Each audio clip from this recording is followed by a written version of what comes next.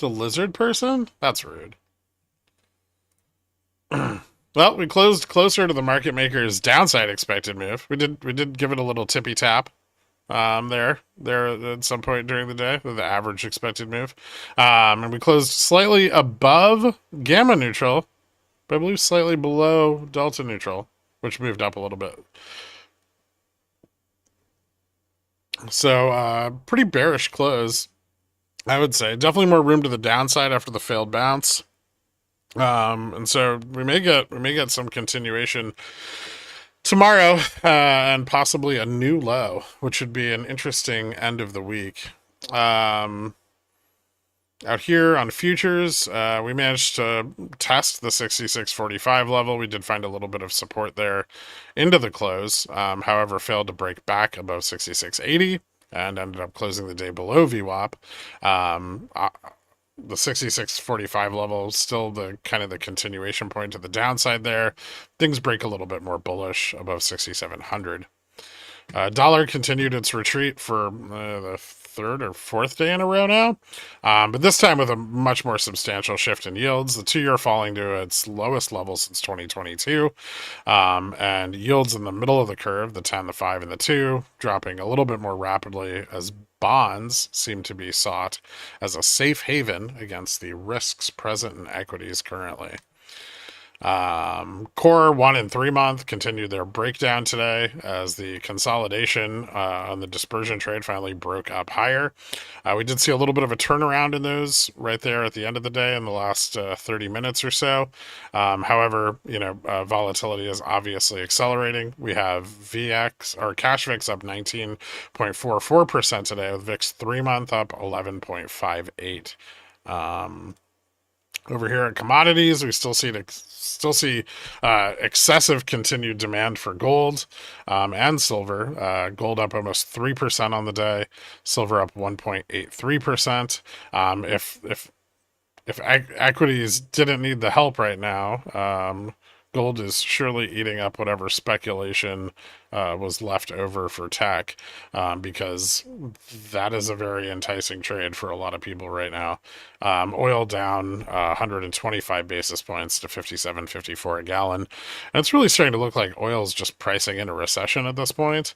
Bitcoin also notably down about 2.3%. Correlation on the 3 month rocketing. We're probably going to see a big move up in bond volatility. Bond vol spiking last Friday, and then flattening out into the start of this week. However, the move in yields today is likely to reignite that move up in bond volatility. And as demand for those bonds increases and the value of them goes up, so does the importance of hedging them. And we can see here that long volatility demand is now significantly higher, with the forward yield on volatility now at 10.22%, the highest level it has closed at since April, I believe. Yep. And that sort of backwardation and volatility can create a lot of demand in near-term volatility, further pushing volatility up, and indexes likely down. Skew turned around a little bit yesterday, but not very much. No really substantial changes in breadth. Still a fairly significant chunk of the S&P under its 20-day moving average. We've got a big spike in correlation between cash VIX and VIX futures. This is what we've been waiting for, right? You go long vol back here, and now they're becoming significantly more correlated at 78.46%, with VX moving up to 22.415 on the day. Fed fund futures pricing in more rate cuts, substantially quicker, and fully pricing in 2 rate cuts for the end of 2025, but also pricing in almost a full additional cut out here in 2026.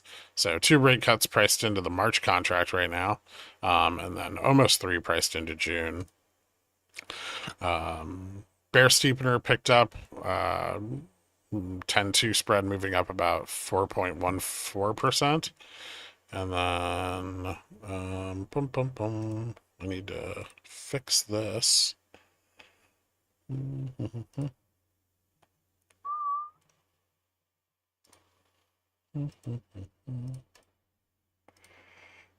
Add SPX. There we go. Nope, nope.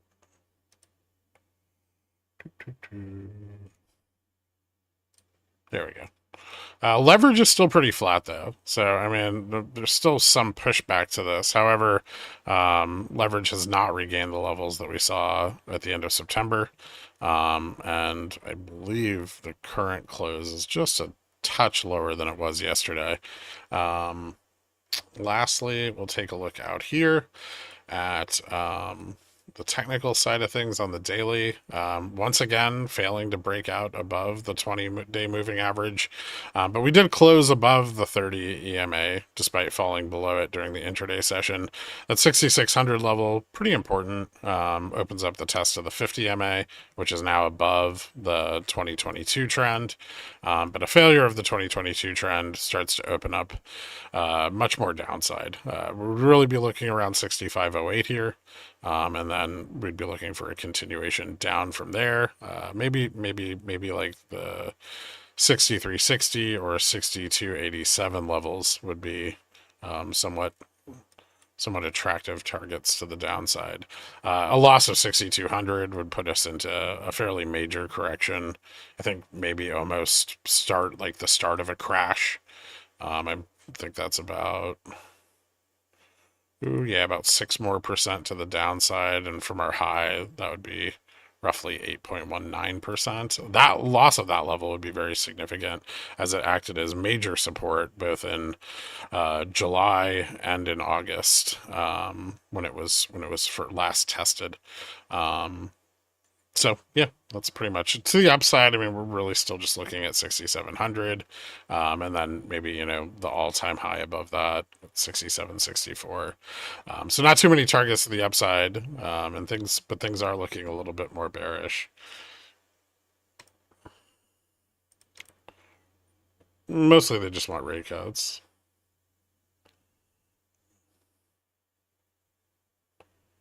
Anyway, that's it. So thank you guys so much for tuning in. I appreciate it.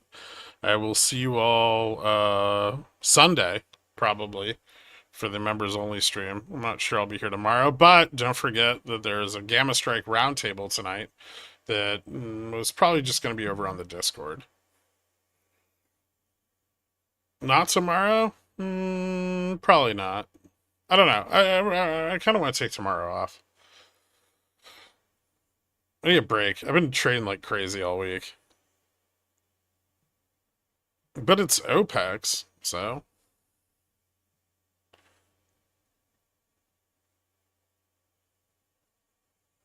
Yeah, I'll probably try to get something out for Pickles Fix if I have time. Alright, I'll catch you guys later. Have a good one.